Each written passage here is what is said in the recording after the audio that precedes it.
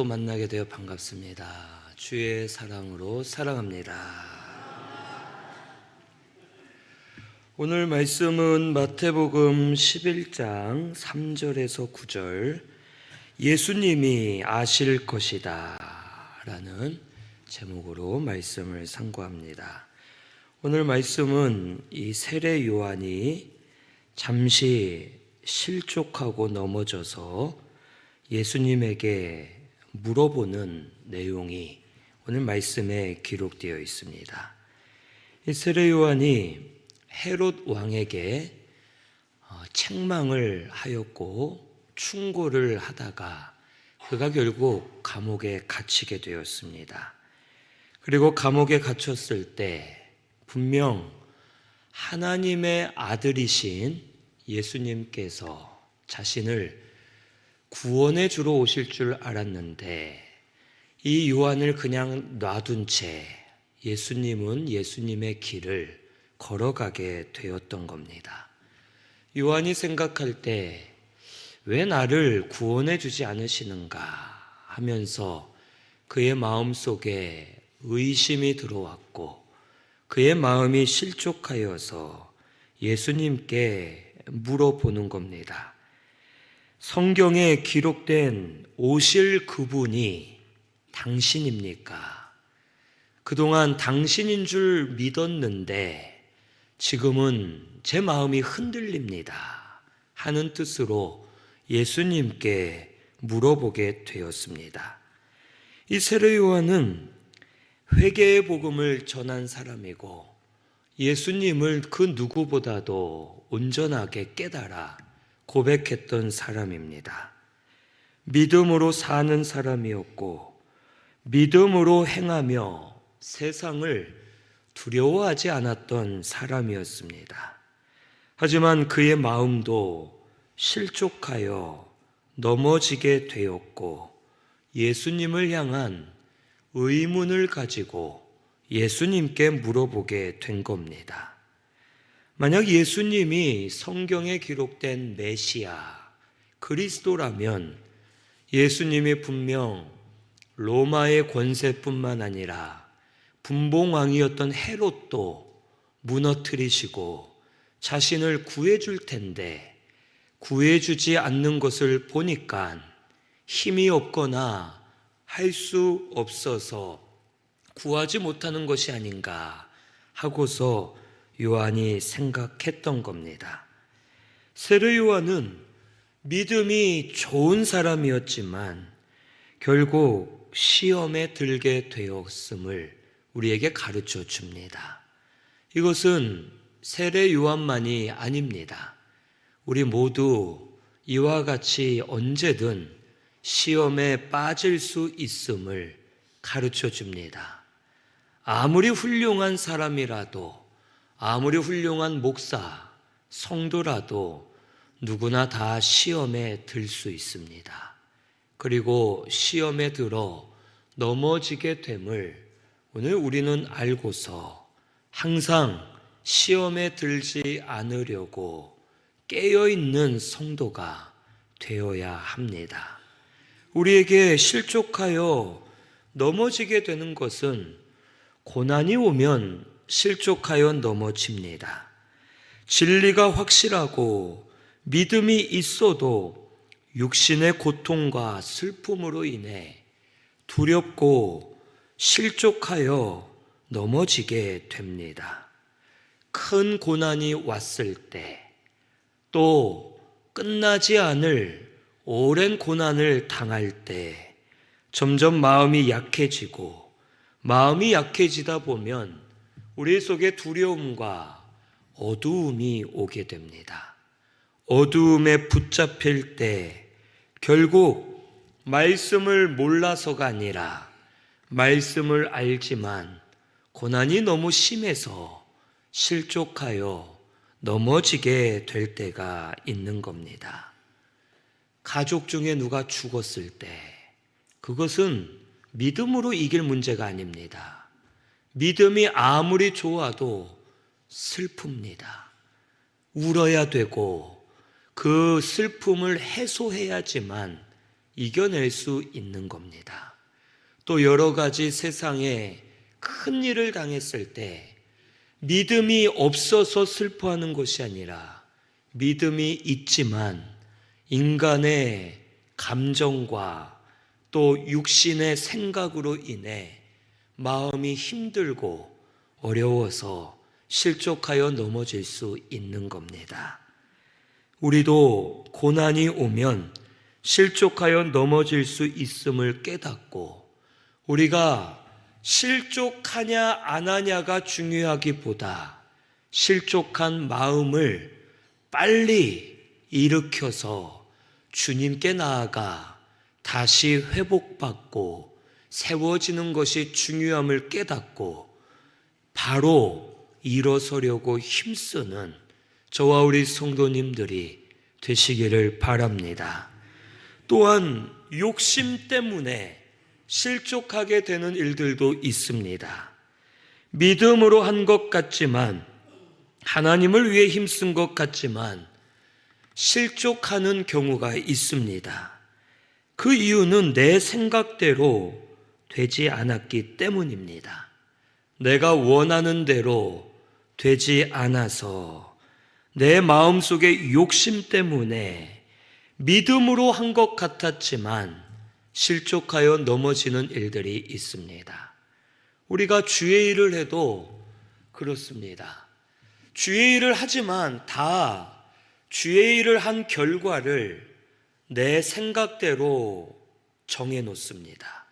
이만큼 하면 이렇게 되겠지. 이렇게 하면 교회가 이렇게 되겠지. 내가 이만큼 있으면 우리 기관이 이만큼 변하겠지. 주의 일을 하면서도 내 속에 보이지 않는 욕심을 가지고 이렇게 변화되고 이렇게 만들어지기를 원하는 마음을 가지고 주의 일을 하는 겁니다. 마음속에는 믿음으로 한다, 주를 위해 한다 하지만 결국 내가 바라보고 정해놓은 결과값을 생각하며 주의 일을 하기 때문에 그대로 되지 않을 때에는 실족하여 넘어지게 되는 겁니다. 우리는 일하는 사람이고 모든 결과는 하나님께 있음을 우리는 잊지 말아야 됩니다. 우리가 결과까지 생각할 필요가 없습니다. 결과를 미리 생각해 두고 일하기 때문에 우리 욕심 때문에 내 생각대로 안 되고 내가 원하는 대로 안 돼서 결국 스스로 실족하여 넘어지는 일들이 참 많이 있는 겁니다. 오늘 우리 성도님들은 결과는 하나님께 맡기시기를 바랍니다. 주의 일을 하는 것, 결과를 보고 하지 마시기를 바랍니다. 하나님이 보고 계시고 하나님이 합당하게 열어주시고 열매 맺게 주실 것을 믿고 우리는 충성되게 주를 위해 살면 됩니다. 주를 위해 살다 보면 때로는 내 생각한 대로 안 되고 내가 원하는 대로 결과가 안 나와도 하나님은 기뻐 받으시고 때가 되면 합당한 방법, 합당한 모양으로 우리에게 갚아주시고 보여주실 겁니다. 우리는 이것을 믿고 내 욕심을 내려놓고 모든 것은 하나님이 결정하심을 믿고 주를 위해 힘써 달려가는데 노력하는 저와 우리 성도님들 되시기를 바랍니다. 우리는 하나님 보시기에 좋은 것을 해야지 내가 원하는 것, 내가 계획해 놓은 것, 내 생각에 좋은 대로 걸어가는 것이 아닙니다. 베드로는 예수님이 붙잡히실 때 베드로의 생각은 예수님이 싸워서 저들을 이기기를 원했습니다. 하지만 하나님의 뜻은 예수님이 붙잡혀 죽으시는 것이 하나님의 뜻입니다. 베드로뿐만 아니라 제자들이 생각할 때 그동안 예수님을 따라다니면서 하나님의 나라를 건설하겠다라고 말씀을 하실 때마다 제자들은 싸워서 이기는 것을 생각하고 눈에 보이는 하나님의 나라를 생각하며 저들이 열심히 달려간 겁니다. 그런데 예수님이 붙잡히실 때 저들의 결과값, 생각과는 완전히 달랐습니다. 그때 베드로는 칼을 빼서 싸우려 했지만 예수님은 그게 아님을 책망하셨고, 하나님의 결과는 예수님이 붙잡혀 십자가에 못 박혀 죽으시는 겁니다. 하지만 그것으로 끝난 것이 아니라 우리 예수님은 결국 로마 권세 정도가 아니라 세상의 사망 권세, 마귀 권세를 이기시고 부활 승리하신 겁니다. 이것이 진짜 하나님의 뜻인 겁니다. 우리의 눈으로 볼 때에는 안 된 것 같고 내 생각대로 안 되는 것 같이 보이지만 하나님은 더 큰 것을 이루시고 우리의 구원을 완성해 주신 겁니다. 우리 성도는 이것을 보고 나아가야 되는 겁니다. 내가 믿음으로 했으면 지금 내가 생각한 대로 되지 않았어도 하나님의 큰 뜻이 있을 거라 믿고 하나님께서 역사하사 갚아주실 것을 믿고 나아가면 실족하지 않고 믿음으로 이겨낼 수 있을 겁니다. 우리 마음속에 내가 정한 것을 내려놓으시고 내 뜻대로 안 된다고 실족하지 마시고 하나님 뜻대로 되고 있음을 믿고 나아가는 우리 모든 성도님들 되시기를 바랍니다. 그래서 예수님은 요한에게 대답을 하시죠. 4절에 너희가 가서 듣고 보는 것을 요한에게 알려라. 5절에 맹인이 보며 못 걷는 사람이 걸으며 나병 환자가 깨끗함을 받으며 못 듣는 자가 들으며 죽은 자가 살아나며 가난한 자에게 복음이 전파된다 하라. 누구든지 나로 말미암아 실족하지 아니하는 자는 복이 있도다라고 말씀하십니다. 이 말은 이 맹인이 보고 걷지 못하는 사람이 걷고 병자가 고침받고 죽은 자가 살아난다. 이것은 놀라운 역사를 말하는 게 아닙니다. 이 모든 역사가 누구를 통해 일어난 겁니까? 예수님을 통해 일어나고 있죠. 예수님을 통해 못 보는 자가 보고 걷지 못하는 자가 걷고 병든 자가 고침받고 죽은 자가 살아나고 있습니다. 즉 예수님 복음의 역사는 끊어지지 않고 멈추지 않고 계속해서 이루어지고 있음을 가르쳐 주시는 겁니다. 하나님은 계속해서 일하고 계신다는 겁니다. 눈에 보이지 않는 것 같아도 하나님은 일하고 계십니다. 우리에게도 마찬가지입니다. 오늘날 하나님의 역사가 죽었다, 보이지 않는다 하는 분들이 있습니다. 아닙니다. 지금도 하나님은 역사하고 계십니다. 지금도 하나님은 죽은 심령들을 살리고 계십니다. 지금도 병든 심령들을 고치고 계십니다. 보지 못하는 이들을 보게 하고 계시고 걷지 못하는 이들을 걷게 하셔서 주 앞에 나올 수 있도록 하나님은 계속 복음의 역사를 이루어가고 계시는 겁니다. 아까 우리 행복팸이 찬양했을 때 거기에도 마찬가지죠. 예전에는 신앙생활을 잘 못했다가 지금은 잘하는 분들도 있고 우리 교회 전체도 마찬가지입니다. 심령들이 살아나고 있고 변화되고 있는 모습들이 나타납니다. 우리의 눈으로는 보이지 않는 것 같지만 하나님은 지금도 쉬지 않고 일하고 계심을 꼭 믿으시기를 바랍니다. 복음은 계속 역사됩니다. 그래서 작은 것을 보고 큰 것을 놓치지 말라는 뜻입니다. 예수님이 나로 인해 실족하지 아니하는 자는 복이 있다. 이 말은 눈에 보이는 작은 것 하나, 그걸로 실족하여 큰 분 되시는 예수님을 놓치지 말라는 뜻입니다. 하나님의 역사는 이루어지고 있고 예수님은 지금 복음운동을 계속하고 있기 때문에 눈앞에 보이는 작은 것 하나 때문에 큰 것을 놓치지 말고 실족하여 넘어지지 말고 끝까지 큰 것을 보고 큰 것을 붙들고 큰 것을 소망을 가지고 나아가라 라고 말씀해 주시는 겁니다. 큰 것은 우리 예수님입니다. 예수님을 보라는 겁니다.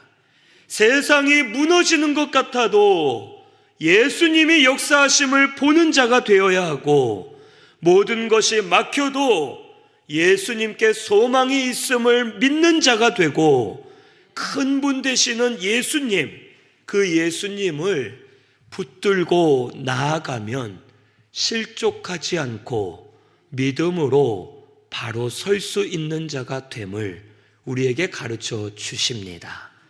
오늘 우리 성도님들, 예수님을 붙잡으세요.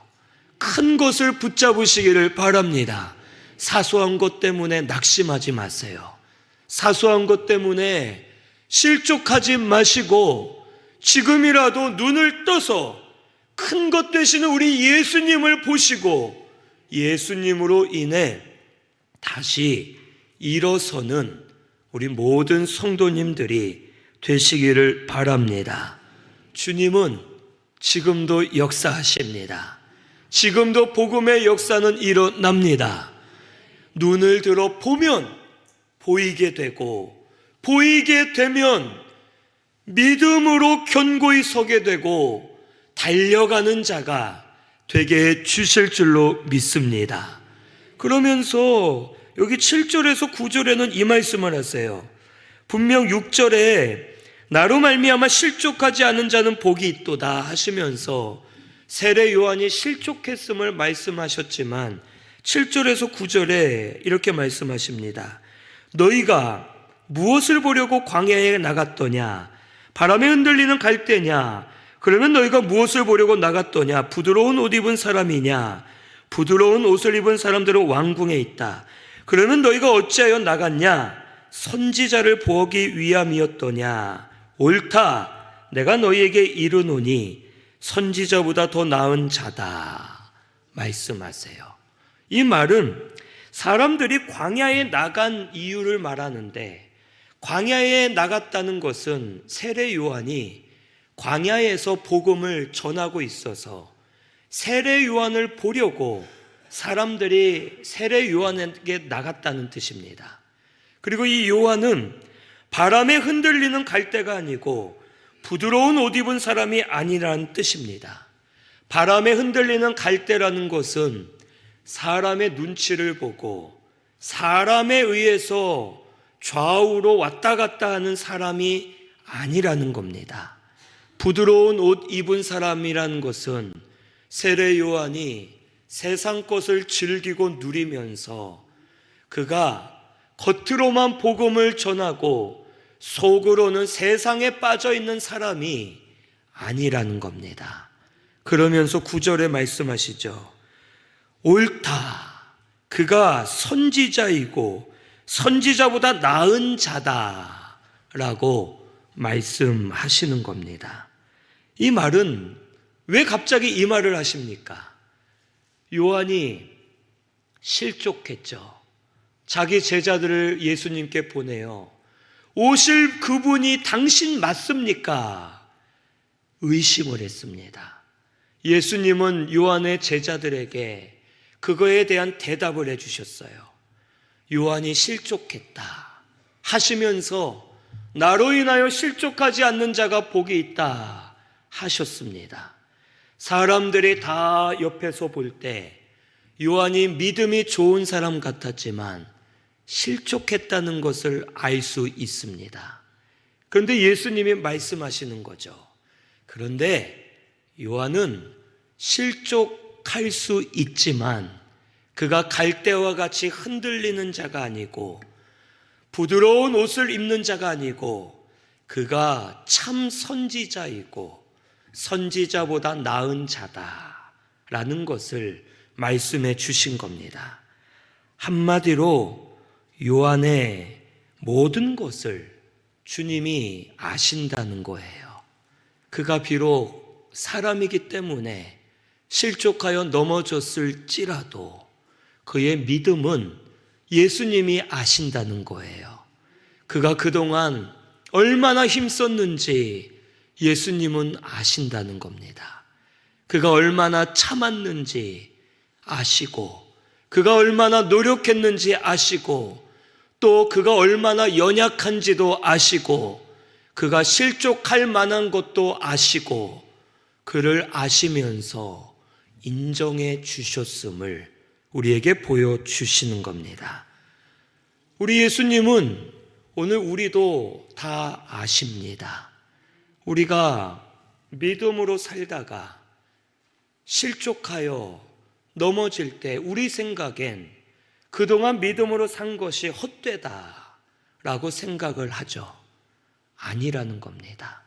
믿음으로 쌓은 것은 헛되지 않습니다. 그러면 우리가 왜 실족하느냐? 사람이기 때문에 그래요. 다 실족할 수 있습니다. 우리는 육신을 입고 사는 이상 언제든지 실족하여 넘어질 수 있어요. 그리고 사람은 한 번 실족한 걸 보고 그것으로 모든 것을 판단하고 부족하고 연약한 죄인으로 취급하지만 우리 예수님은 아니라는 겁니다. 너희가 믿음으로 산 것 안다. 그동안 힘쓴 것 안다. 너희가 노력한 것도 안다. 지금 실족했지만 다시 일어설 것도 아시고 다시 믿음 쓸 것도 아시고 주님은 우리의 모든 중심을 보시고 알고 계시는 분임을 우리에게 가르쳐 주시는 겁니다. 그리고 우리를 변함없이 사랑해 주고 계시는 분이세요. 그 예수님을 생각하며 위로 받으시기를 바랍니다. 예수님은 다 아세요. 내가 한 번 실수한 것으로 모든 것이 사라지는 게 아니에요. 예수님은 내가 눈물 흘렸던 것들, 힘썼던 것들, 노력했던 것들 다 알고 계십니다. 그것을 아시고 실족한 나를 판단하거나 정죄하지 않으시고 비난하지 않으시고 그래도 내가 너를 안다. 힘썼던 것 안다. 일어나라 하시면서 우리를 다시 세워주실 겁니다. 오늘 우리는 이 예수님을 믿고 이 예수님을 통해 다시 일어서는 성도님들 되시기를 바랍니다. 이제 곧 부활절이 다가와요. 부활의 예수님을 통해 다시 일어서게 되는 우리 성도님들이 되시기를 바랍니다. 주님이 다 알고 계시고 믿음으로 수고한 것은 절대로 헛되지 않음을 깨달으시고 믿음으로 예수님을 찾아서 바라보시면서 큰 것이신 예수님, 그 예수님으로 말미암아 실족한 자리에서 다시 나와서 믿음의 자리로 돌아가는 우리 신승교회 성도님들이 다 되시기를 바랍니다. 주님이 함께해 주실 줄로 믿습니다. 우리 말씀 생각하면서 통성으로 같이 기도하겠습니다.